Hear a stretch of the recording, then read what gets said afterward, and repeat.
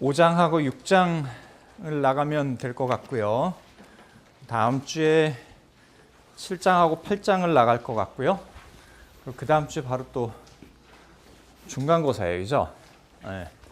시간이 별로 없어요. 사실은 오늘 날씨가 괜찮으면 밖에서 해도 괜찮은데 좀 추운 것 같고 그래서 수업 여기서 하고 중간고사 끝나고 날씨가 좀 따뜻하면 나가서 하면 좋을 것 같은데 그때쯤 되면 추워서 못 나갈 수도 있어요. 한 2시간 그냥 바깥 날씨 좋다 그렇게 생각하는데 앉아있으면 되게 추울 수도 있어서 날씨가 협조를 해줘야 우리 야외 수업을 할 수 있을 것 같아요.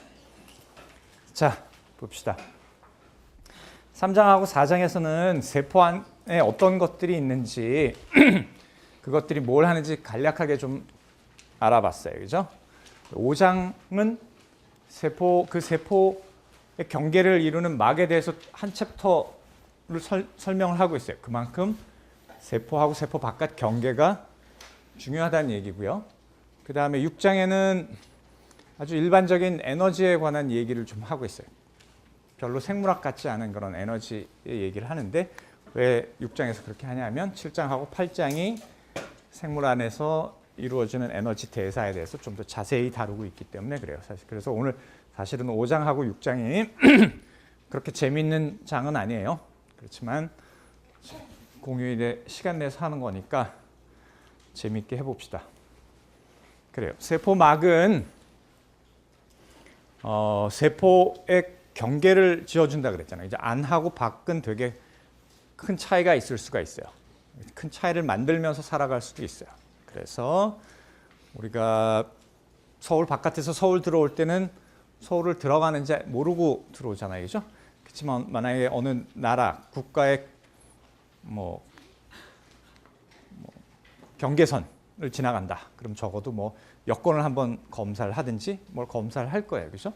그런 체크포인트들이 있을 거예요. 그런 것처럼 어떤 경계를 통해서 들어간다는 건 되게 중요하고요. 그래서 세포막은 되게 중요한 기능을 하고 있어요.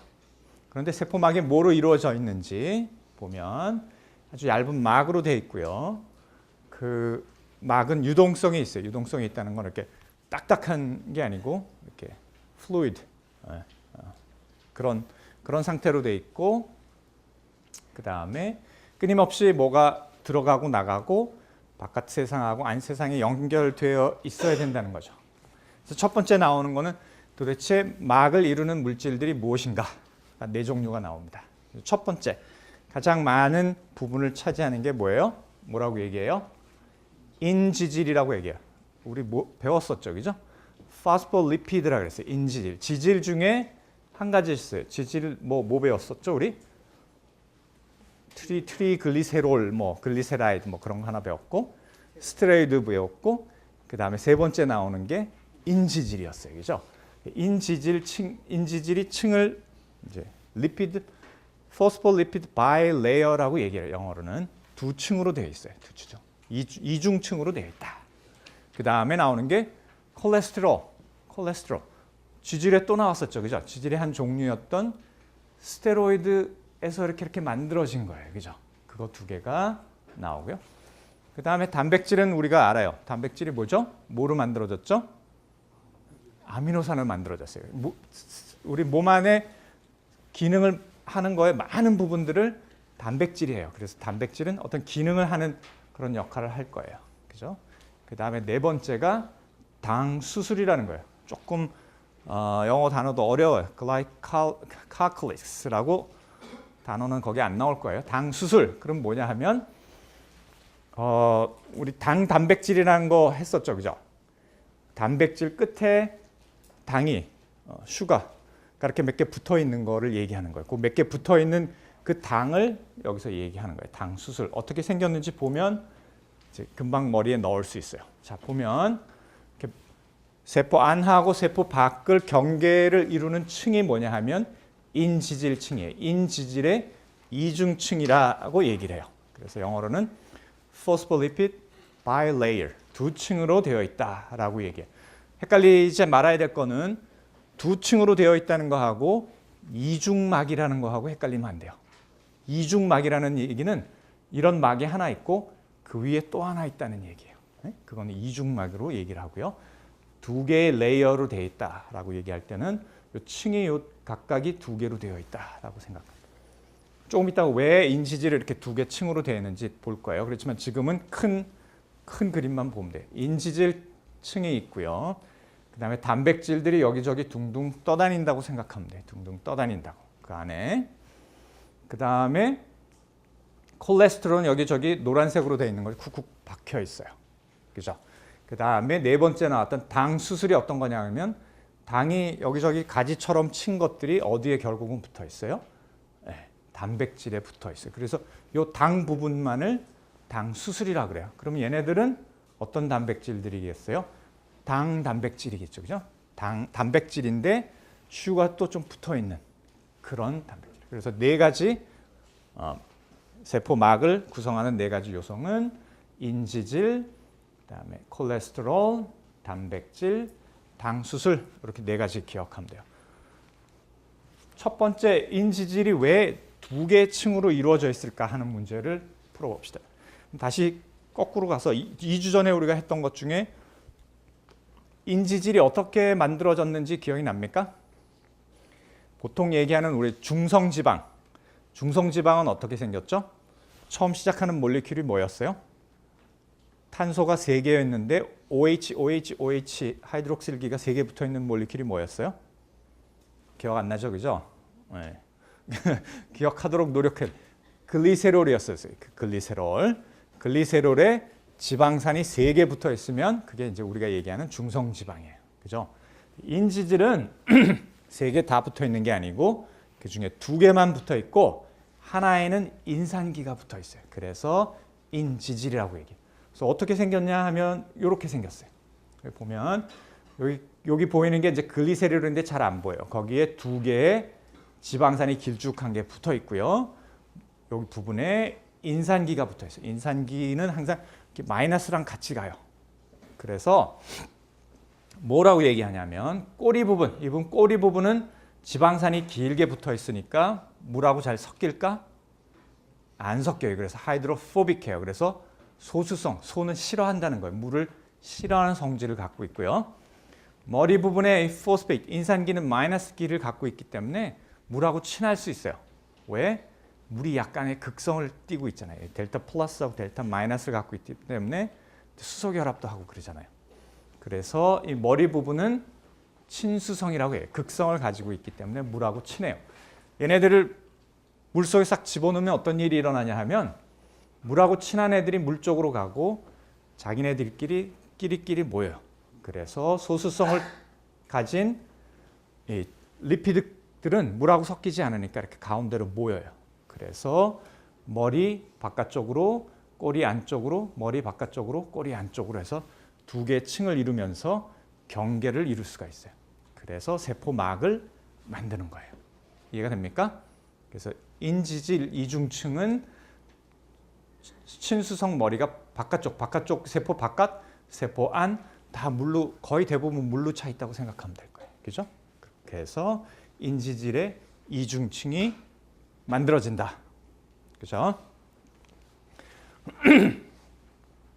그래서 인지질의 이중층이 기능적으로, 구조적으로 어떻게 생겼는지 봤어요. 기능적으로 어떤 특징을 갖고 있냐 하면 우리가 확산하고 삼투를 했던가? 아니, 다음 여기에 나오는구나. 그런데 이렇게 하면 여기 보는 것처럼 이렇게 중간을 뚫고 지나가야 멤브레인을 통과할 수 있어요. 중간을 뚫고 지나가려면 중간이 물을 되게 싫어하기 때문에 물에 잘 녹는 애들은 여기를 통과를 잘 못해요. 가까이는 가지만 안을 쑥 지나서 통과를 할 수가 없어요. 그래서 이온이나 좀 크기가 큰 것들은 잘 통과를 못하는데 물하고 친하지 않은 소수성 분자, 예를 들어서 우리가 생각하는 스테로이드 몰리큘, 스테로이드 호르몬 같은 것들은 앞에만 약간 걸리다 쑥 들어가면 통과를 해요. 그죠? 그래서 어떤 거는 통과시키고 어떤 건 통과시키지 않아요. 그런 걸 무슨 성질이라고 얘기하냐면 선택적 투과성이라고 얘기해요. Selective permeability라고 얘기해요. 그러니까 뭘 통과시키를 골라서 이제 통과시키는 거예요. 그게 나중에 이제 세포들의 삼투 현상하고 연결이 돼요. 나중에 다시 하고요. 그 다음에 이제 콜레스테롤도 있지만 콜레스테롤 먼저 나왔나? 두 번째로 단백질이 어떤 역할을 하는지 봅시다. 단백질. 단백질은 아까 그림에 초록색으로 이렇게 그려진 덩어리 같은 거였는데 두 가지 정도로 분류할 수 있어요. 어떻게 분류했었냐면 어떤 단백질은 안까지 이렇게 푹 깊숙이 들어가 있는 단백질이 있는가 하면 겉에만 이렇게 살짝 거치고 있는 단백질이 있어요. 그 단백질을 굳이 나눠서 이름을 붙였어요. 뭐라고 이름을 붙였냐면 하나는 integral protein, 안으로 깊숙하게 들어가 있다. 그래서 내재 단백질, 안으로 들어가 있는 단백질. 그 다음에 바깥에 붙어 있다. 그래서 주변부 단백질, peripheral protein. 그냥 그림으로 보면 돼요. 안 나와 있구나. 앞으로 다 가야 되겠다. 두 가지로 돼 있어요. 보면 쿡 박혀가지고 안에까지 쑥 들어가 있는 단백질은 내재 단백질이라고 그러고요. 그렇지 않고 겉에만 이렇게 살짝 닿아 있는 단백질이 있어요. 그런 단백질을 뭐라고 얘기한다고요? 주변부 단백질이라고 얘기해요. integral protein이라고 얘기해요. 그래서 이것들의 기능이 뭐냐 하면 잘 보면 대부분의 경우 우리가 세포 골격이라는 게 있었어요. 세포 골격? 또 뭐지? 기억나요 혹시? 세포 안에 밧줄이 세 종류가 있었어요. 그죠? 가는 밧줄, 중간 밧줄, 두꺼운 이렇게 굵은 밧줄, 속에 비어 있는 그런 밧줄들이 이렇게 와가지고 앵커링을 하는 거예요. 앵커링, 힘을 받는 거리를 하는 거예요. 그래서 예를 들어서 만약에 세포 모양을 좀 바꿔야 되겠다. 이렇게 둥그런 거에서 예를 들어서 길쭉한 세포를 만들어야 되겠다. 그럼 어떻게 되겠어요? 쭉 당겨가지고 늘려야 될 거 아니에요. 그럼 어디선가 힘을 당겨서 받아야 될 거 아니에요. 그죠? 그러면 그런 밧줄이 여기 단백질에 앵커링을 하는 거예요. 그래서 힘을 받을 수가 있는 거예요. 그렇게 생각하면 돼요. 자, 봅시다. 그래서 단백질의 기능은 또 네 가지가 나와요. 네 가지 나오면은 숫자가 좋죠, 그죠? 사지선다에 꼭 나올 것 같아요, 그죠? 다음 중 아닌 것은 뭐 이렇게 나올 거예요, 그죠? 그래서 네 가지 기능을 외우지 말고 잘 이해하면 돼요. 잘 이해하면 돼요, 그죠? 첫 번째는 아까 얘기한 것처럼 구조적 지지, structural support. 아까 지금 얘기한 것처럼 밧줄이 와서 묶여가지고 이렇게 힘을 받을 수 있는 그런 구조적 지지를 하는 거예요, 그죠? 단백질이. 두 번째가 인식을 한대요. 셀 아이덴티피케이션 한대. 도대체 어떻게 생긴 단백질이 어떻게 인식을 할까 하는 걸 한번 생각해 봅시다. 인식한다는 거는 이제 우리 몸에 세포들이 쫙 수백 조 개의 세포가 있어요. 그러면 뭐가 잘못돼 가지고 또는 박테리아나 바이러스가 들어와서 세포가 감염이 됐다. 그러면 우리의 면역 시스템은 어떤 거가 있냐 하면 들어온 박테리아를 이렇게 공격하는 그런 면역 시스템이 있는가 하면 바이러스 같은 것들은 겉으로 잘 안 돌아다니고 세포 안에 들어가서 번식을 하잖아요. 바이러스 같은 것들이 감염된 세포가 있으면 자기 세포지만 그 세포 자체를 탱크 같은 거를 몰고 와가지고 그냥 폭파해버리는 그런 면역 시스템이 있어요. 세포를 공격하는 그런 면역 시스템이 있어요. 근데 조심해야 될 거는 어떻게 되겠어요? 와서 얘가 정상인지 내 세포인지 바깥에서 들어온 세포인지 알 수 있어야 되겠죠, 그죠? 그렇지 않고 마구 쏴버리면 문제가 생길 거예요. 그런 인식을 얘기하는 거예요. 그런 인식을. 그래서 세포들이 어떻게 하냐면 평상시에는 보통 세포 안에서 이제 대사되는 그런 단백질 조각 같은 것들을 이렇게 잘라가지고 바깥에다가 깃발, 세포 바깥에 깃발처럼 이렇게 달아놔요. 나는 지금 정상입니다라고 깃발을 달아놔요. 그러면 탱크 부대를 지나가다가 얘는 정상이구나, 공격하면 안 되구나, 그러고 지나가요. 그런데 만일 바이러스가 들어왔다, 또는 이 세포가 약간 맛이 가서 암세포로 막 가기 시작한다. 그렇게 되면 여기 나와 있는 깃발들이 조금 이상한 깃발들이 나와 있어요. 그러면 그걸 보고 면역세포들이 공격을 할 수가 있어요. 거기까지만 이해하면 될 거예요. 더 깊이 들어가면 나중에 이제 뒤에 면역체계 가면 조금 더 나와요. 그렇게 세포를 인식할 수 있게 바깥으로 신호를 보내요. 이 신호 보면 신호가 안으로 들어오는 게 아니고 안에서 바깥으로 나는 우리 편이다. 쏘지 마라. 또는 지금 감염됐으니까 공격하면 좋겠다라고 알려주는 거예요. 그걸 누가 한다고요? 단백질이 하는 거예요. 그죠? 세 번째는 신호 전달을 통한 소통. 세포가 별걸 다 해요. 그죠?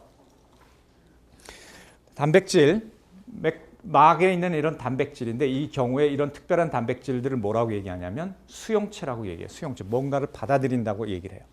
어떤 걸 받아들이냐면 밖에서 신호를 전달하는 그런 조그만 몰리큘들이 막 바깥에서 와요. 그러면 거기에 딱 맞으면 그 안테나가 딱 맞으면 바깥에서 들어오는 신호들이 이 물질이 안으로 안 들어와도 안으로 신호를 전달할 수 있어요. 단백질을 통해서. 예를 들면 우리 세포들이 끊임없이 분열을 하고 예를 들어서 여러분들이 한 3, 4년 전이었다. 그래서 막 자고 일어나면 막 2, 3cm씩 컸을 때가 있었어요? 그런 적 없었어요? 네. 그래야 되는 시기다. 그러면 어떻게 되겠어요? 세포들이 막 분열을 해야 되겠죠. 그럴 때 어떻게 그걸 조절합니까? 호르몬이 뭐 이런 것들로 조절하잖아요. 그러면 호르몬들이 쫙 돌아다니다가 세포한테 자라라고 얘기를 해주는 거예요. 근데 세포가 그거를 인식하는 방법은 이런 식으로 막에 있는 단백질에 호르몬들이 딱 와서 붙어요. 그냥 호르몬이 통과하는 호르몬도 있지만 못 통과하는 호르몬들도 있어요. 그런 것들은 딱 붙으면 이 단백질이 안으로 신호를 막 보내요. 그러면 안에서 막 에너지를 만들고 2개로 분열하고 4개로 분열하고 세포 분열을 하기 시작하면 여러분들이 자는 사이에 크기 시작하는 거예요. 그런 신호 전달을 할 수 있다. 이해가 됐습니까? 네 번째는 수송. 아까 얘기한 것처럼 막이 아무거나 통과시키지 않는다 그랬죠. 그죠? 그래서 특별히 어떤 물질들을 통과하게 만들어진 그런 단백질들이 있어요. 그래서 그런 단백질을 통해서 내부하고 외부로 수송을 할 수가 있어요. 어떤 물질들을. 자, 이렇게 4가지 단백질 기능을 정리를 하면 structural support, 구조적인 지지를 하고요. cell identification, 인식을 하고요. 그 다음에 신호 전달을 통한 소통을 하고요. 그 다음에 물질 수송을 하는 4가지 기능을 단백질이 한다. 그러니까 다시 말해서 인지질인 멤브레인의 경계를 만들어서 될 수 있으면 뭐가 통과 못하게 하는 반면에 거기에 쿡쿡 박혀있는 단백질들은 뭐요? 선택적으로 어떤 것들을 집어넣고 안으로 바깥으로 내보내고 바깥 세상에서 어떤 일이 일어나는지 안에 알려주고 안에서 어떤 일이 일어나는지 바깥에 알려주는 그런 기능을 단백질이 한다. 누가 한다? 단백질이 한다. 그 정도 이해하면 될 것 같아요. 그래서 이런 이제 세포막을 뭐 현미경으로도 찍어보고 요즘은 라이브 이미징 같은 것들로 이렇게 막 이렇게 볼 수가 있어요. 그러고 나온 결론이 뭐냐면 세포막을 어떻게 비유할 수 있을까 하면 유동 모자이크형 모형이라고 얘기해요. Fluid Mosaic Molecule. 모자이크가 뭐예요? 모자이크가 뭐 이렇게 조각조각 갖다 붙이는 거잖아요. 그러니까 인지질층이 쭉 있는데 거기 여기 중간에 단백질들이 이렇게 쿡쿡 박혀 있다는 거죠. 그리고 그 단백질들이 그냥 딱 고정되어 있는 게 아니고 둥둥 떠다니고 뭐 이렇다. 그런 모형이 있다. 그런 정도만 이해하면 될 것 같습니다. 여기까지 질문. 슬슬 졸리기 시작해요. 조금만 참아요. 물을 안 갖고 왔구나. 자, 이 뒷부분은 삼투 현상, 세포에서 삼투 현상을 설명하기 위해서 아주 처음부터 차근차근 얘기를 해요. 그래서 우리 다 아는 건데 한번 다시 짚어보면 좋을 것 같아요. 확산이 뭐냐? 확산이 영어로 diffusion이에요. diffusion. 이쪽 끝에서 누가 지독한 방구를 꼈어요. 그러면 요 주위의 사람들은 알 거예요. 그죠? 저 뒤에 있는 사람이 알기에는 시간이 좀 걸릴 거예요. 그죠? 어떻게 저기까지 가느냐? 그러면 방구 몰리큘들이 확산하는 거죠. 쫙 퍼져나가는 거예요. 그죠? 그거를 확산이라 그래요. 확산이라 그러는데 그렇게 가는 이유는 뭐냐 하면 그 물질의 분자들이 이쪽에는 농도가 높고 저쪽에는 농도가 낮기 때문에 높은 데서 높은 데서 낮은 데로 가는 거예요. 그래서 농도의 기울기라고 얘기해요. concentration gradient라고 해서 항상 높은 데서 낮은 쪽으로 가게 돼 있어요. 그죠? 그래서 예를 들면 이렇게 돼 있어요. 잉크를 한 방울 떨어뜨리면 방울에 다 있다가 그 잉크 분자가 시간이 가면 막 퍼져 나가는 거예요. 막 운동을 해서 막 퍼져 나가서 결국에는 쫙 다 퍼진 거가 된 거예요. 그렇죠? 자연스럽게 그냥 가만 놔둬도 이렇게 퍼져요.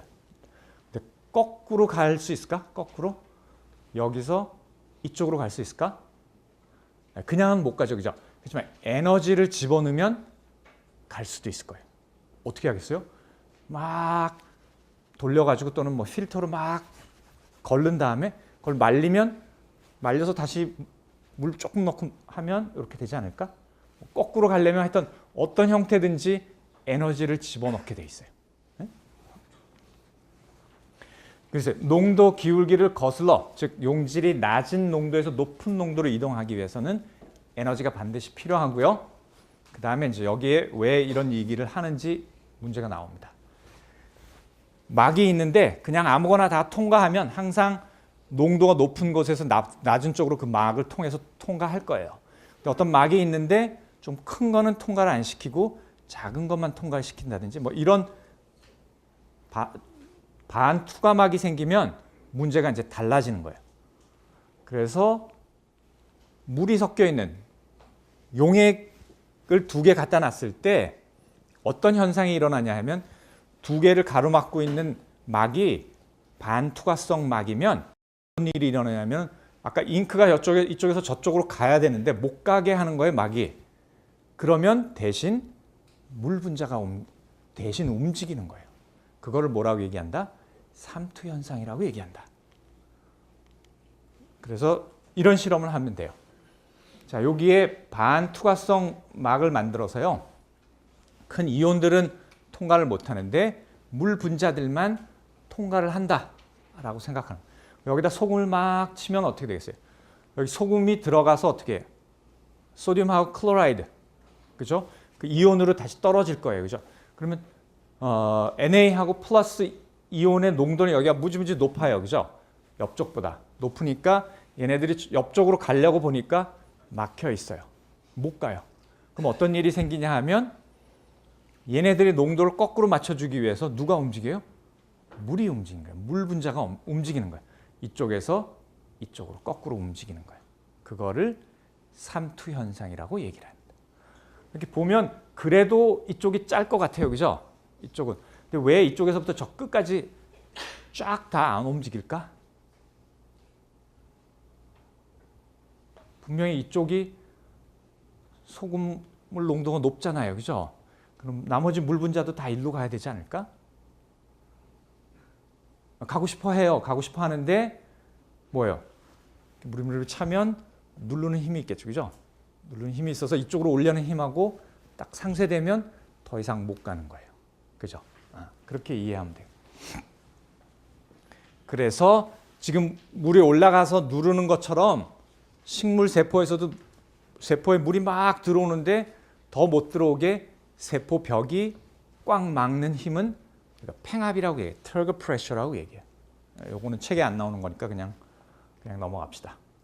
자, 그래서 어떤 걸 알아야 되냐 하면 요거 보면서 설명을 할게요. 자, 이제 또 새로운 단어가 나와요. 뭐가 나오냐 하면 등장액, 고장액, 저장액이라는 용어가 나와요.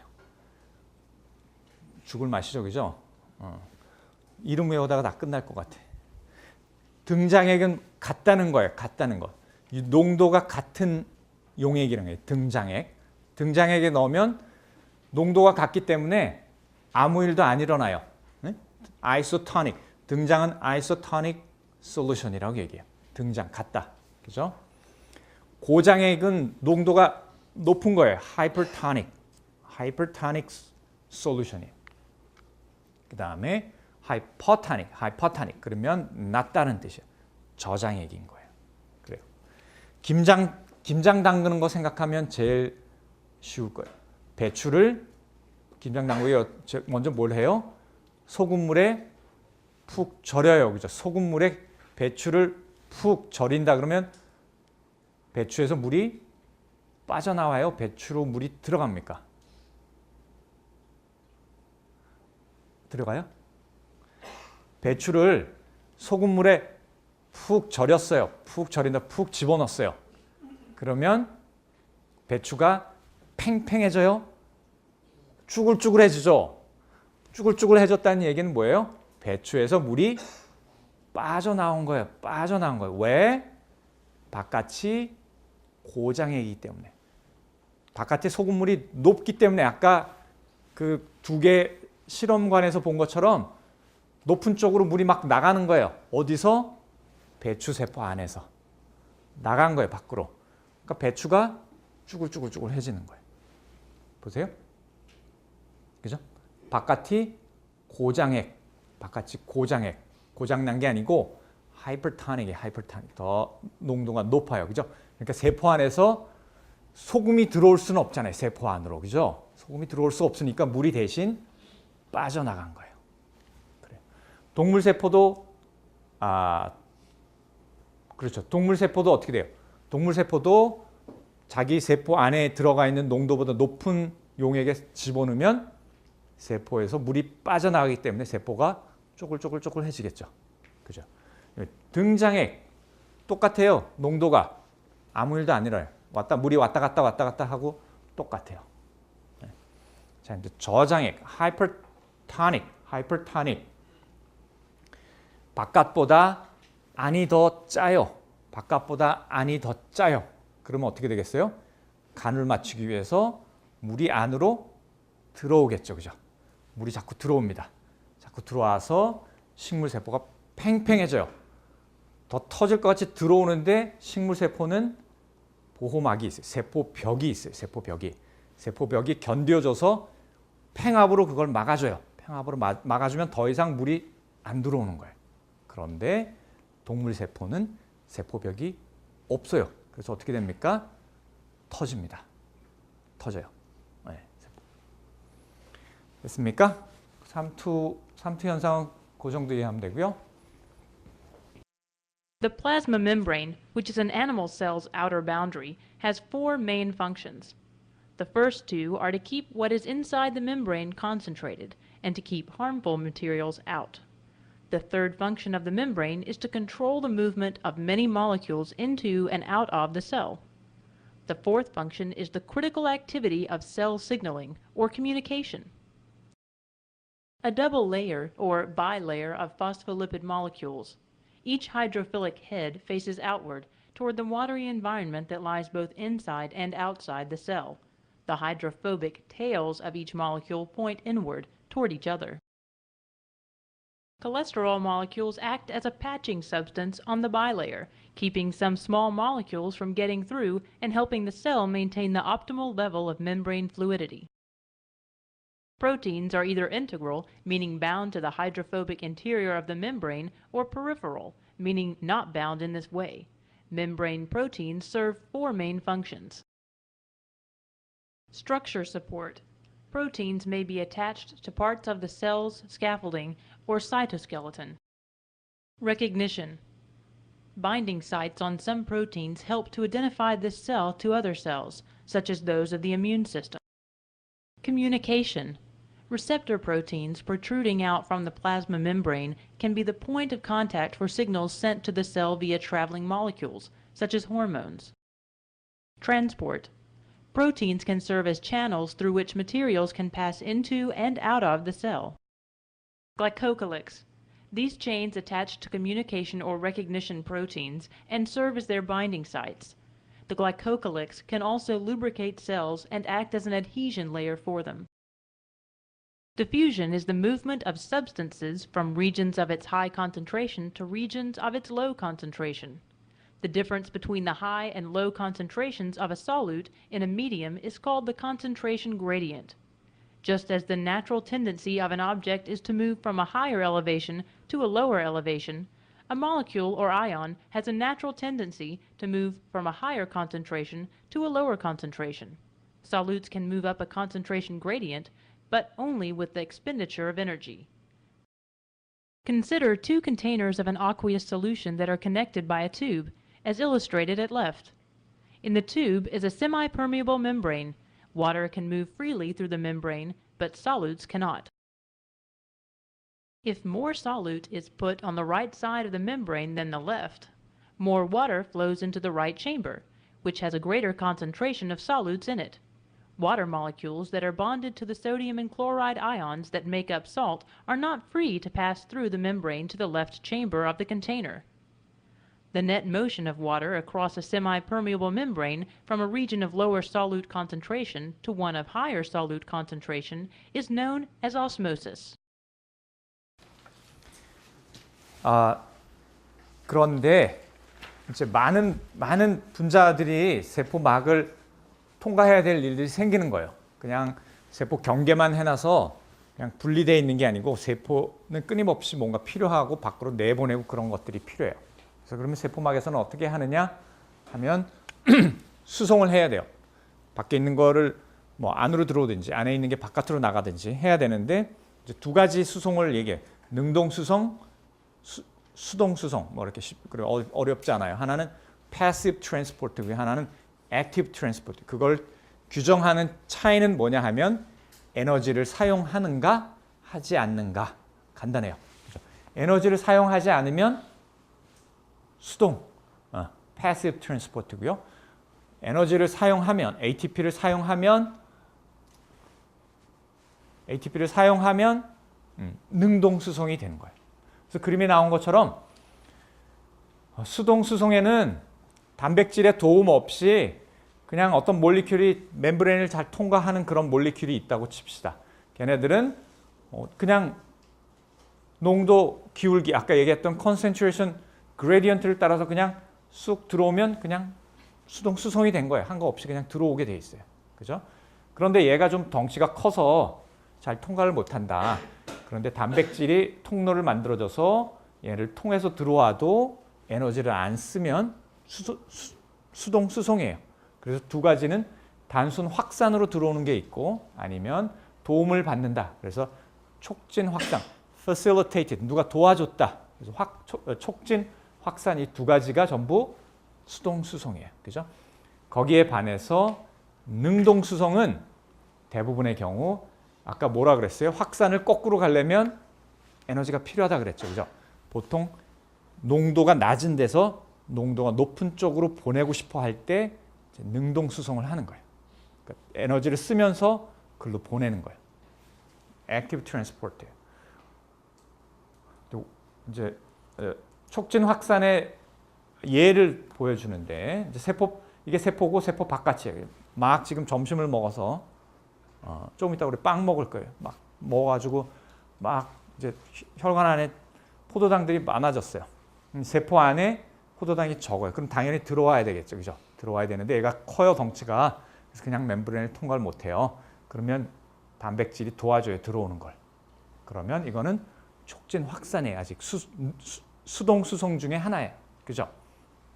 그런 게 있는가 하면 반대로 능동 수송의 예는 ATP, 그러니까 세포 내에 에너지 소스, 세포 내에 캐시라고 하는 거를 돈을 써가면서 굳이 농도 거꾸로 퍼내야 되는 또는 퍼내든지 퍼담아야 되는 것들이 있어요. 세포 안에. 그런 예를 보여주는 거예요. 그런 예가 뭐냐 하면 이 큰 단백질 이름이 뭐냐 하면 소디움 포타슘 펌프라는 게 있어요. 펌프. 얘가 장마되면 물 막 들어오면 거꾸로 물을 퍼내는 것처럼 퍼내야 되는 그런 펌프가 있어요. 뭘 퍼내냐 하면 소디움 아이온들을 퍼내고 동시에 포타슘 아이온들을 다시 펌프 인 해요. 그걸 한꺼번에 하면서 ATP를 써요. 소디움 아이온, 그러니까 Na 플러스 아이온은 세포 바깥이 훨씬 더 농도가 높아요. 한 40배 뭐 이상 높아요. 포타슘도 마찬가지. 포타슘은 세포 안이 훨씬 더 농도가 높아요. 그런데 굳이 거꾸로 농도를 거슬러 가며 소듐을 한 번에 3개씩 퍼고 한 번에 포타슘은 2개씩 안으로 퍼요. ATP를 하나 쓰면서. 왜 이런 일을 할까? 라고 생각하면 나중에 아주 뒷장, 우리 1학기 때는 안 나올 텐데 신경세포들을 보면 신경세포가 아주 빨리 신호를 이쪽에서 저쪽까지 전달하는 방법이 있어요. 그게 뭐냐 하면 전기적인 신호를 척 보내요. 우리가 뭐 못에 발이 탁 찔렸다. 그럼 하는데 한참 있다가 하지 않고 금방 알 수 있어요. 그거는 발끝에 있는 신호가 등 뒤에까지 하나의 세포로 쫙 연결되어 있어요. 그런데도 무지무지 빠른 속도로 그 신호를 전달해야 돼요. 어떻게 전달하느냐 하면 이온의 농도를 거꾸로 막 바깥으로 퍼냈다가 순간 열어주면 그 이온들이 쫙 들어오면서 전기적인 신호가 쫙 움직여가는 거예요. 그러니까 신경세포들이 그런 신호 전달을 할 때 이런 이온들의 이동으로 전기적인 신호를 보낼 수 있어요. 그렇기 때문에 세포들은 평소에 거꾸로 퍼놓는 거예요. 퍼놓는 거. 나중에 급할 때 쓰는 거예요. 이해가 됐습니까? 자, 그거보다 좀 큰 물질들은 그러면 어떻게 하느냐? 기본적으로 컨셉은 싸서 집어넣든지 멤브레인으로 싸서 바깥으로 내보내든지 뭘로 이렇게 둘러싸야 돼요. 그래서 그 두 가지가 있는데 바깥으로 내보내면 세포 외 배출, 영어로는 엑소사이토시스, 엑소 하면 바깥쪽으로, 그죠?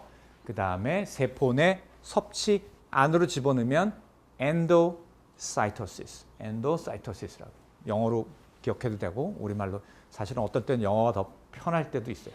한국말이 너무 어려워요. 자, 세포 외 배출은 이런 거예요. 세포 외 배출은 항상 이렇게 멤브레인을 둘러싸가지고 베지클을 만들어요. 포재기를 싸가지고 이렇게 택배 보내듯이 기억납니까? 혹시 우리 단백질 만들 때 ER이라는 엔도플라즈믹 레티큘럼이라는 단백질을 만들죠, 그죠? 그런 다음에 그 단백질이 어디로 가요? 골지로 가서 이렇게 포장이 되어 있는 상태예요. 포장이 되어 있는 상태에 어디로 가야 되는지 딱지를 딱 붙여가지고 이렇게 수송하는 거예요. 쫙 하면 저 바깥쪽에 멤브레인에 가서 멤브레인이 탁 합쳐지면서 바깥으로 툭 내보낼 수가 있는 거예요. 세포 외 배출, 엑소사이토시스라고 해요. 들어올 때는 두 가지로 우리가 그냥 나눈 거예요. 기작은 비슷해요. 이렇게 둘러싸는 건 똑같아요. 하나 작은 것들은 음작용이라는 말을 썼고요. 피노사이토시스, 피노라는 건 좀 작다 그런 뜻이에요. 피노사이토시스, 둘 다 엔도사이토시스예요, 그죠? 큰 것들은 그거보다 더 큰 것들은 뭐라고 얘기하냐면 파고사이토시스라고 해요. 사이토시스는 전부 다 똑같아요, 그죠? 근데 파고 하면은 뭘 먹는다 그런 거예요. 먹는다. 파고사이트 하면은 우리의 면역 세포 중에 식세포들이 있어요. 뭘 박테리아 같은 것들을 잡아먹는 세포들이 있어요. 그걸 파고사이트라고 얘기하고요. 파고는 그런 걸 먹는다 그래서 식세포 작용이라고 얘기해요. 그래서 보면 음작용, 피노사이토시스는 보면 바깥에서 조그만 것들을 안으로 집어넣으려 그러면 거기에 딱 맞는 단백질들이 그걸 딱 잡아줘야 돼요. 딱 잡아준 다음에 걔네들을 코팅을 해가지고 이렇게 싹 싸가지고 안으로 들어와요. 더 큰 애들, 박테리아 같은 애들은 더 큰 애들인데 걔네들은 어떻게 하냐 하면 세포막이 이렇게 나가가지고 확 둘러싸는 거예요. 둘러싸가지고 그냥 꿀꺽 삼키는 거예요. 그런 게 식세포 작용. 여기 보면 이 부분들이 세포이고요. 세포 멤브레인들이 이렇게 되어 있는 거. 얘가 누구냐 하면 이스트예요. 이스트. 이스트를 하나 잡아먹는 거예요. 이스트도 우리 몸 안에 들어오면 인펙션이 돼요. 여기까지 하면 5장은 정리가 됐고요. 맛이라는 소설 본 사람 있어요? 재밌었어요? 네.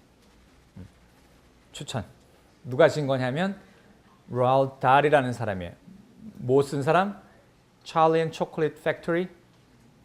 영화 봤어요? 네. 그 다음에 James and Giant Peach. 그거 못 봤어요? 이것도 애니메이션 된 건데 애들 건데 이건 애들 책이 아니에요. 네. 이 사람이 단편 소설을 되게 잘 써요. 그래서 미국으로 영국 사람인데 본래 미국으로 간 다음에 그 에드가 알란 포 상도 받고 그 다음에 그러니까 미스터리 같은 그런 상도 받고 이 책 읽어보면 정말 재미있어요. 네. 실망하지 않을 수 있어요. 영어로 읽고 싶으면 The Best of Roald Dahl 읽어서 보면 될 거고요. 거기 이제 단편들이 쭉 나와요. 목사의 기쁨, 맛, 또 하나 visit 손님, 뭐, 예, 한 네다섯 편 정도 나오는데 다 재미있어요. 중간고사 끝나고 시간이 되면 한번 읽어봐요. 생물학하고 무슨 관계가 있는가? 전혀 관계가 없어요. 예, 그냥 내가 좋아하는 책들 소개해 주는 거예요. 자, 그러면 6장 봅시다. 에너지에 대해서 얘기하는데 여기도 별로 이렇게 딱히 재미없어요. 그런데 그 다음 장, 7장하고 8장을 이해하기 위해서 기본적으로 조금 알아야 될 것들에 대해서 얘기하고 있습니다.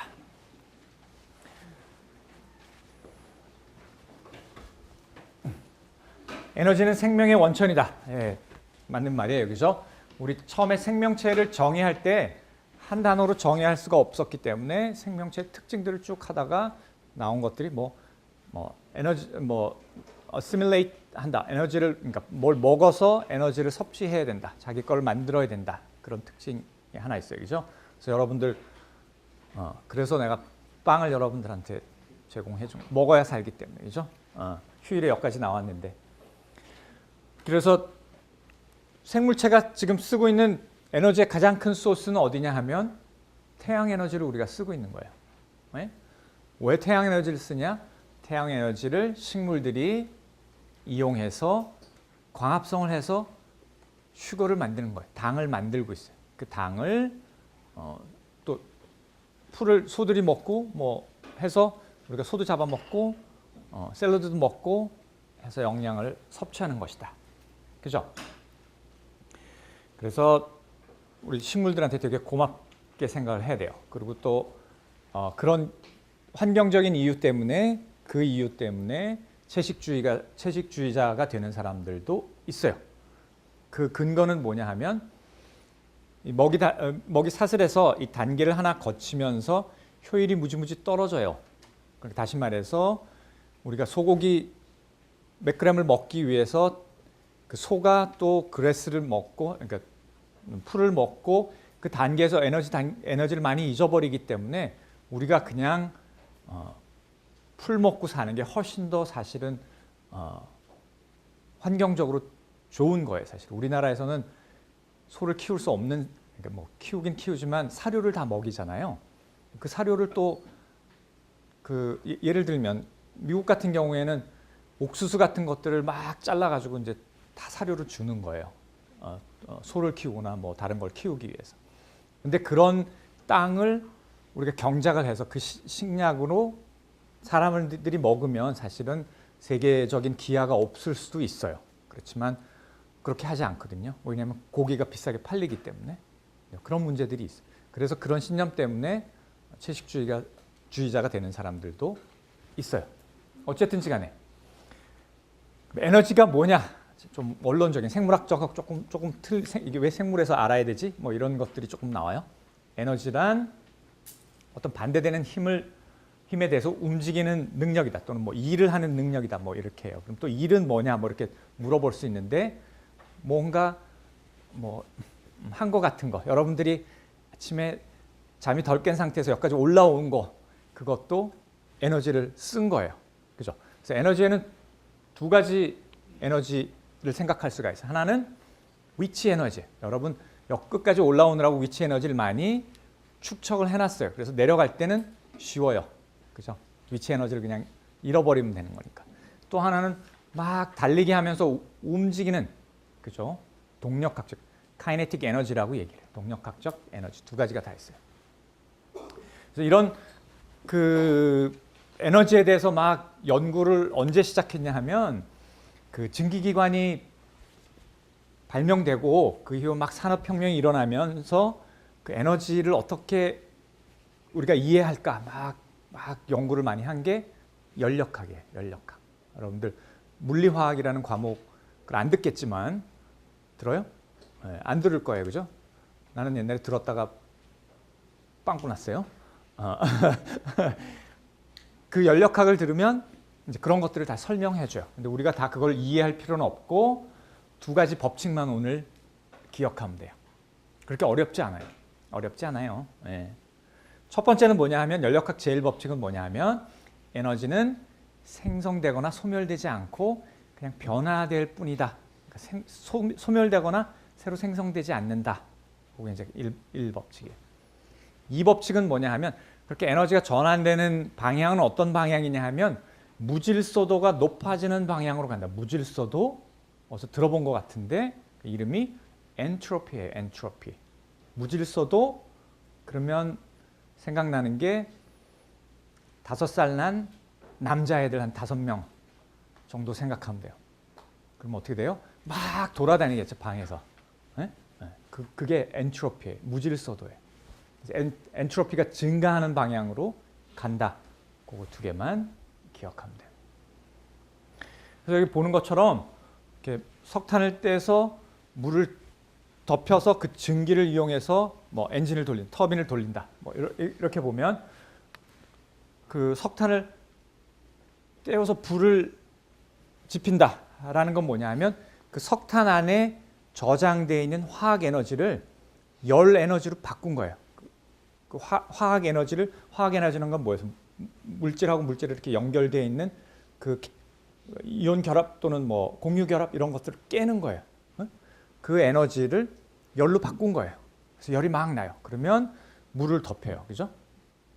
물을 덮이면 거기서 증기가 나오는데 그 증기가 팽창하는 힘으로 뭔가를 돌리는 거예요. 그죠? 그럼 이제 미케니컬 에너지로, 기계적 에너지로 바꾸는 거죠.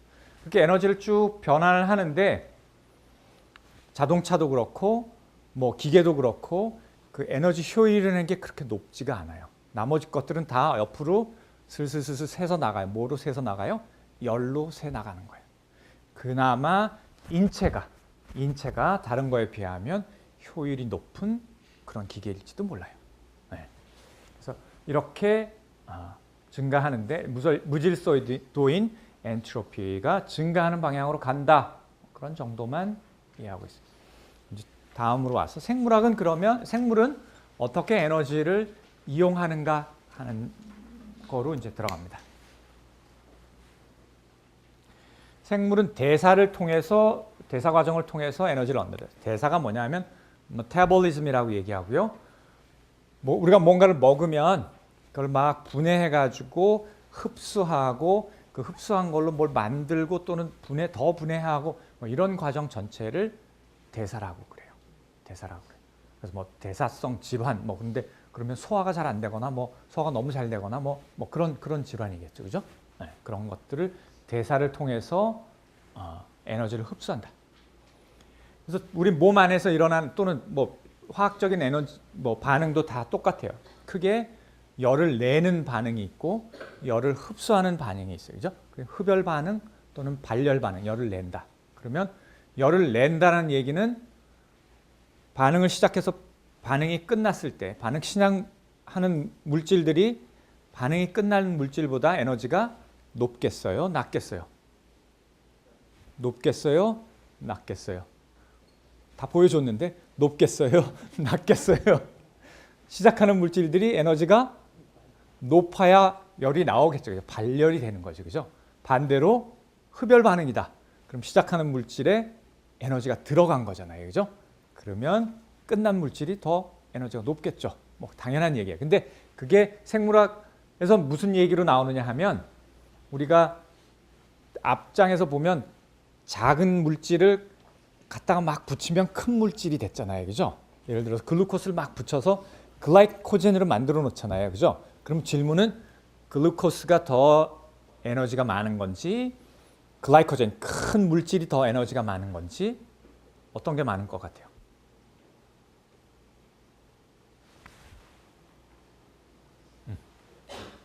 답을 보여줬네. 작은 물질로부터 큰 물질을 만들려면 에너지가 들어가야 돼요. 그냥 붙여서 만드는데 에너지를 집어넣는 거예요. 저장해 놓는 거예요, 에너지를.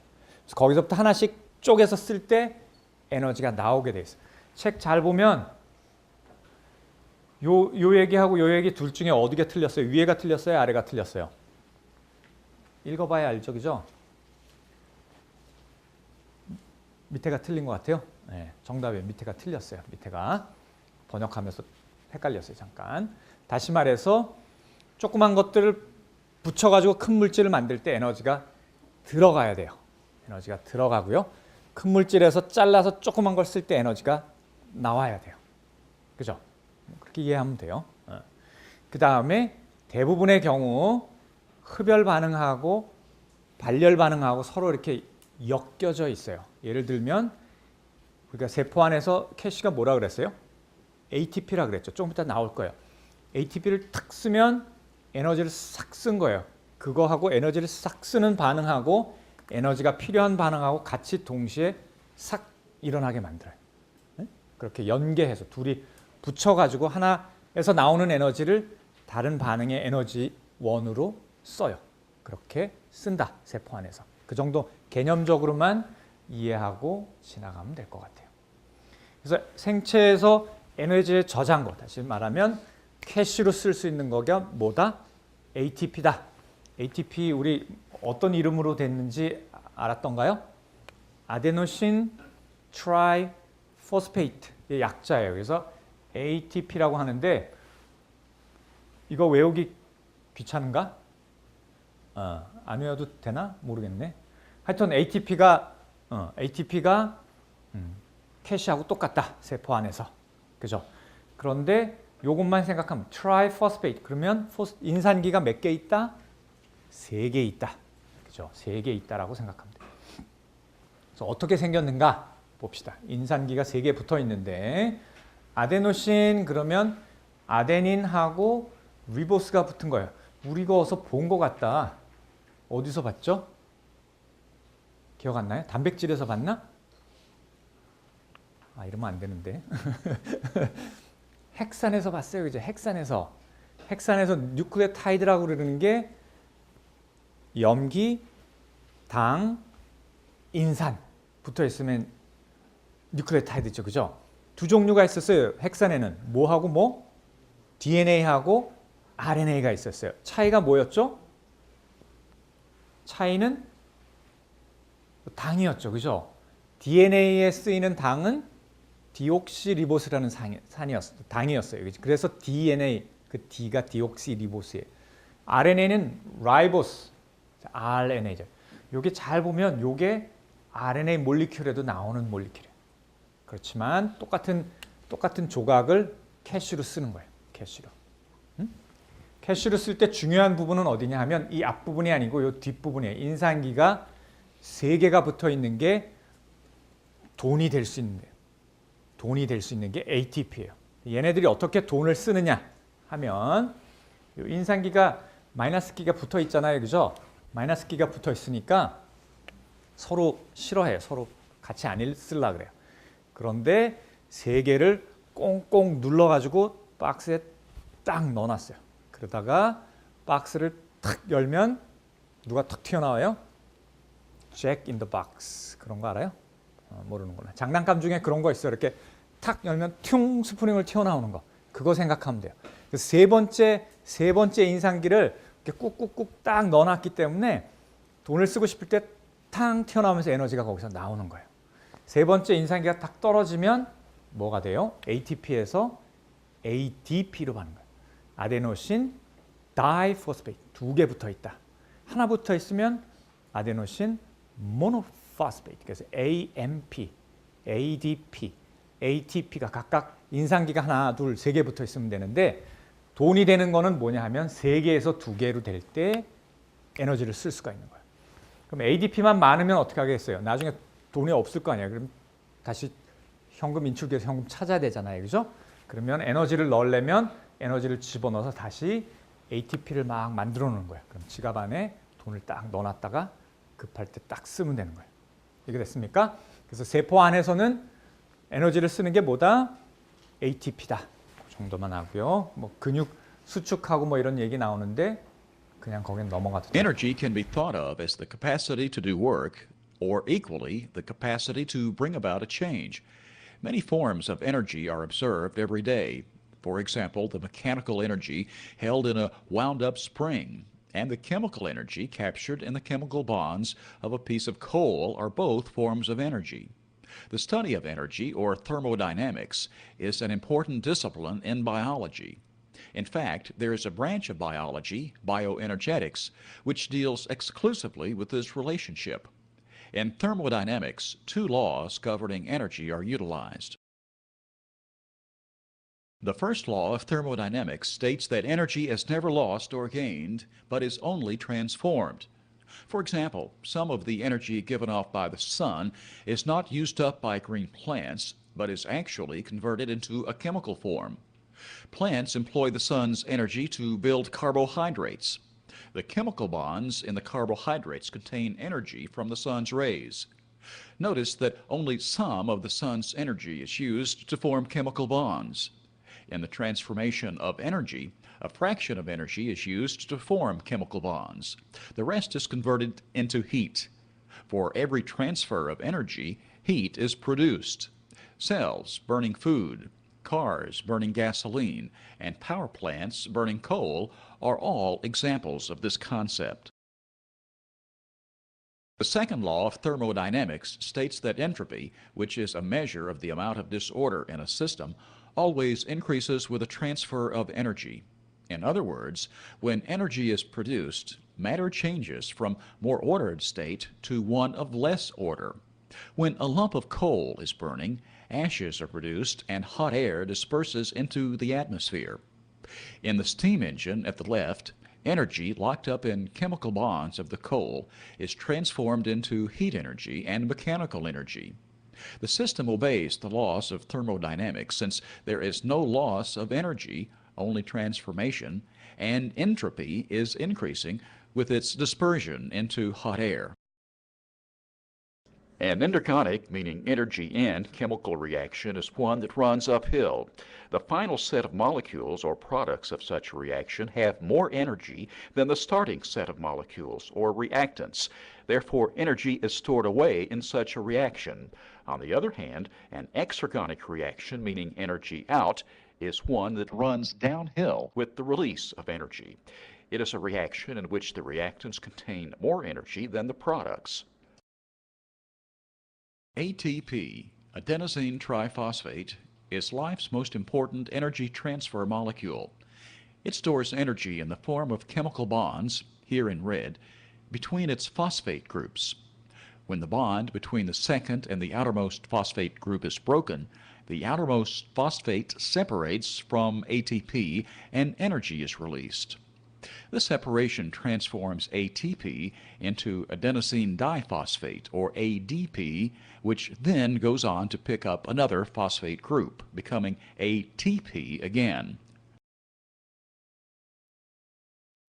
Here, ATP is used to transport calcium ions through the mediation of an enzyme. First, the calcium ions bind to the enzyme and an ATP molecule enters.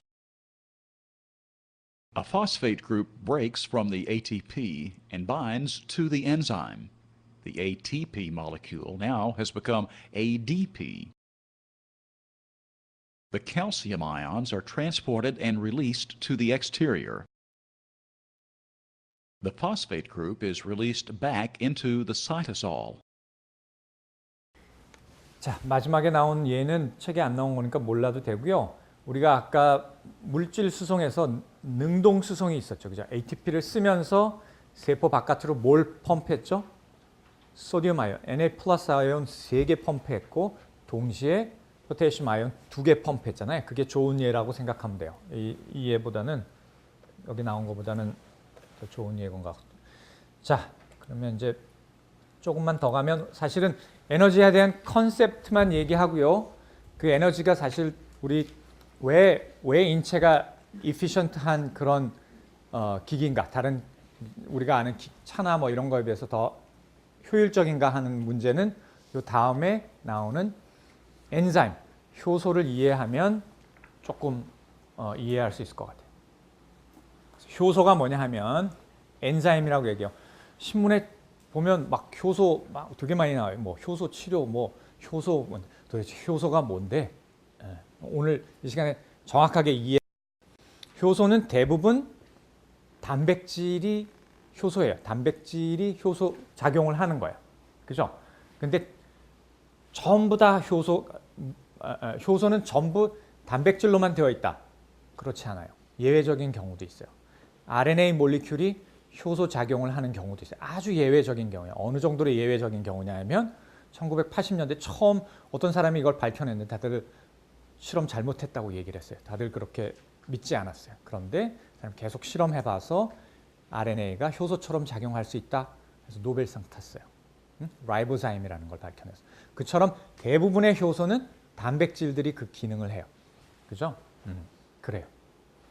그러면 효소가 좀 더 무슨 일을 하는지 좀 이따 가르쳐 주는데 효소가 있으면 효소는 화학 반응에 촉매 작용을 한다고 얘기해요. 촉매 작용이 뭐냐 하면 촉매의 정의는 뭐냐 하면 자기는 변하지 않으면서 자기하고 결합된 기질, 반응의 그 반응 물질이 되는 기질만 변화시키는 거를 촉매라고 얘기해요. 촉매. 반응의 촉매라고. 그거를 엔자임, 효소가 촉매 작용을 하는 거예요. 반응에서. 이해가 됩니까? 나중에 또 한번 얘기할게요. 그래서 효소라는 단백질이 딱 붙는 물질이 있어요. 우리가 변화시키고자 하는 물질, 그걸 뭐라고 얘기하냐면 기질이라고 해요. substrate라고 얘기해요. 그러니까 엔자임하고 substrate, 엔자임이 결합하는 물질이 기질이라고 그래요. 해리포터 1편인가 2편에 보면 어느 방에 들어가야 되는데 열쇠를 찾죠. 그죠? 근데 열쇠에 막 날개가 달려가지고 막 돌아다녀요. 그래서 어떻게 해요? 빗자루 타고 가면서 탁 하나 잡잖아요. 막 한 몇십 개 정도 됐었던 것 같아요. 열쇠가. 그죠? 근데 효소하고 기질이 어느 정도로 특이적으로 반영, 그러니까 스페시픽하게 바인딩 하느냐 하면 100만 개 중에 자기가 바인딩 해야 되는 기질이 딱 하나 있으면 걔를 딱 찾아낼 수 있어요. 100만 개 중에서 하나 찾을 정도로 아주 정확하게 맞아야 딱 바인딩이 돼요.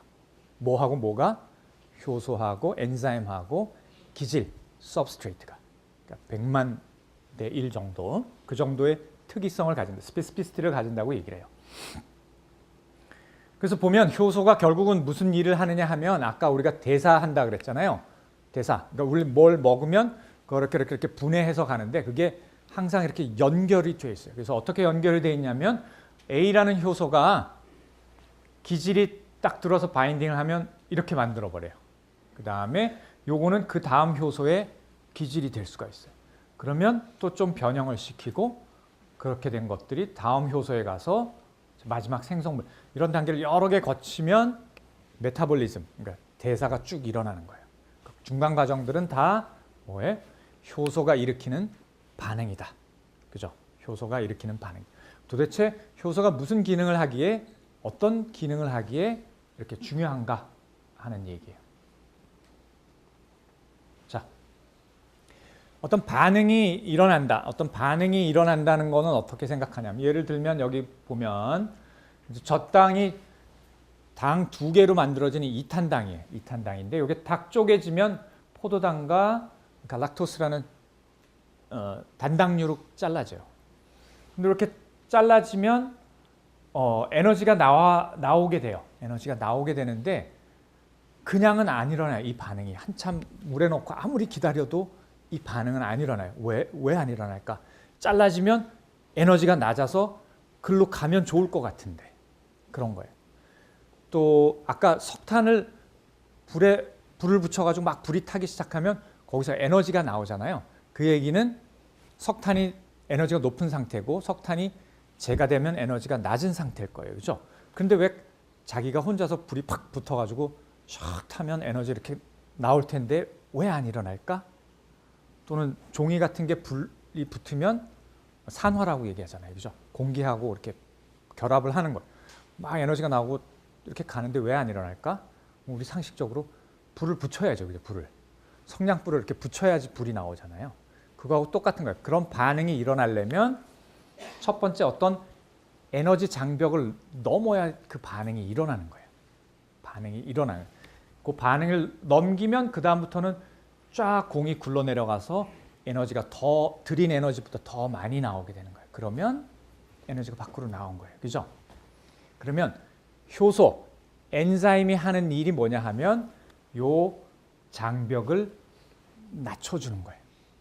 생각을 해보면 많은 화학 반응들은 되게 높은 온도, 여러분들이 일반 화학 실험을 안 해봤지만 화학 실험이라는 게 뭐냐면 뭐 끓이고 맨날 그래야 돼요. 막 불로 끓이고 뭐 어떻게 해야 반응이 일어나요. 근데 우리 몸은 체온이 36.5도밖에 안 되죠. 뭘 끓일 수 있는 온도가 아닌 거예요.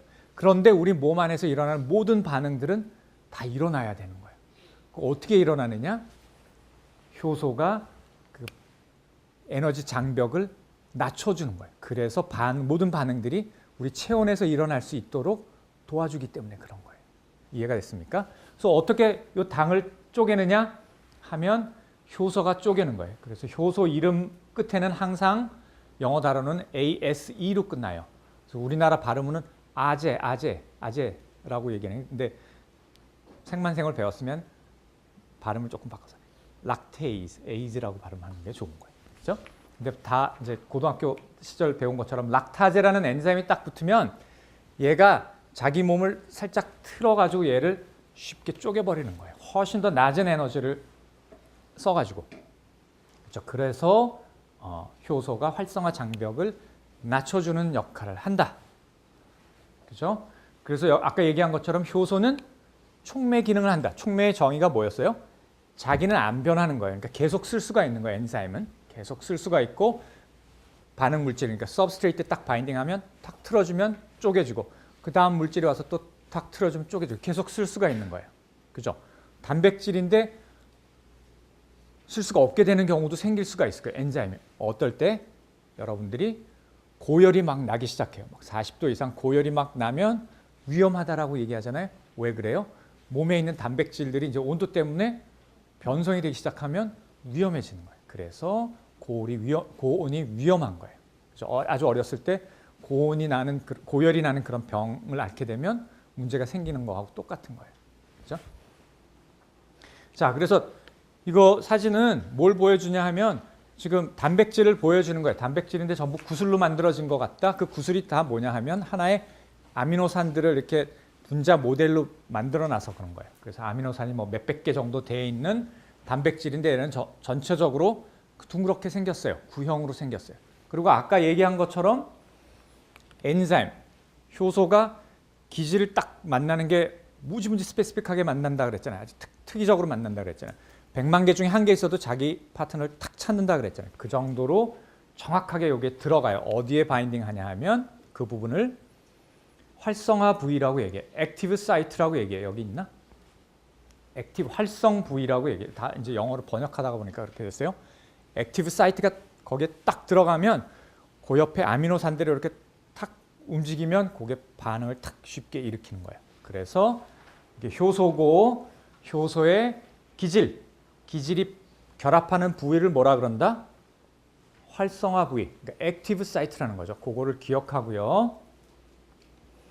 그런데 그러면 효소가 그렇게 반응을 일으켜서 좋은데 세포 안에서 이렇게 계속 반응을 일으키다 보면 공장에서 뭘 만들다가 계속 뭐 이렇게 만든다 보면 만들어 놓은 게 막 쌓이기 시작하는 거예요. 그러면 어느 정도에서 더 이상 안 만들었으면 좋겠어요. 근데 효소의 기능을 어떻게 조절할 수 있을까 하는 생각을 해보는 거예요. 그래서 효소의 기능을 조절하는 건 두 가지 방법이 책에 나오는데 하나는 들어가는 기질하고 비슷한 생긴 애들이 많으면 얘가 자기 거 찾느라고 시간이 자꾸 걸리는 거예요. 그런 것들은 competitive inhibition이에요. 그러니까 경쟁적 비활성화 뭐라고 그랬더라? 경쟁적 억제하는 방법. 비슷하게 생긴 것들 막 만들어 놓으면 얘가 찾는데 시간이 걸리겠죠. 그죠? 그럼 좀 느려지기 시작하는 거예요. 그거 말고 책에서 좀 더 잘 설명하는 거는 다른 방법이 하나 있어요. 우리나라 말이 되게 길어요. 다른 자리 입체성 조절. 이거 외우느니 그냥 영어로 외우겠다. 그죠? 영어는 뭐냐 하면 더 어려워요. Allosteric regulation이라고 하는데 알로스테릭이라는 말만 이해하면 돼요. 스테릭이라는 거는 위치의 뭐 그런 뜻이에요. 위치의 그런 뜻이고요. 알로 한다는 거는 다르다. 뭐가 다르다?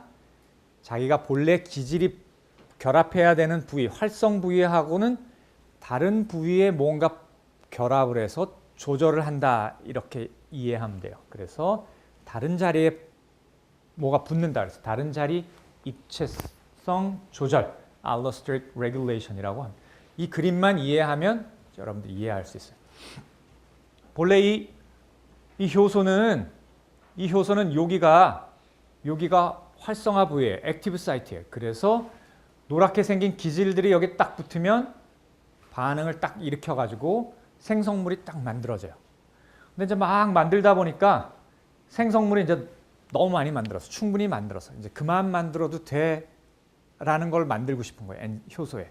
그래서 어떻게 진화를 했냐 하면 다 만들어진 애가 요 기질이 붙는 활성화 부위 말고 다른 부위에 가서 결합을 할 수 있게 만들어놔요. 그렇게 디자인이 됐어요. 디자인이 됐어요. 거기 딱 붙으면 얘가 이제 좀 틀려져요. 몸 형체가 좀 틀려져서 더 이상 기질이 본래 붙던 활성화 부위에 결합을 못하게 하는 거예요. 그러니까 스톱하는 거예요. 이제 더 이상 안 만들어도 돼라고 얘기할 수 있는 거예요. 이런 조절을 뭐라 그런다? 다른 자리 입체성 조절, allosteric regulation이라 그런다. 그죠? 네. Enzymes are chemically active proteins that speed up chemical reactions in living things. They are catalysts, meaning that their chemical composition remains the same after reacting with a molecule called a substrate. An enzyme changes the substrate it works on by doing things like splitting or combining molecules and changing a molecule's shape. Each enzyme does one specific task, working on one or two particular substrates. Most large-scale activities and processes involve many steps for completion. Each step involves its own enzyme that works on its substrate, then passes it along to the next enzyme. Put together, these steps are called a metabolic pathway. On a higher level, the sum of all processes, all metabolic pathways, in an organism is called a metabolism. The animation on the left is an analogy between the activation energy of the splitting of sucrose and rolling a rock over a hill. Even though the rock has a lower energy on the right than it does on the left, an initial expenditure of energy is required to get it to the point, top of the hill, where that energy can be released. This initial expenditure of energy is called the activation energy. Just like the rock, a sucrose molecule is stable and unchanging because it too needs energy to be split into glucose and fructose. Left alone, it stays as sucrose. Introducing sucrose to the enzyme sucrase, most enzymes end in ASE, lowers its activation energy drastically. In the rock analogy, the hill would shrink to be almost non-existent. Now, a much smaller amount of energy is needed to push the rock to the top of the hill.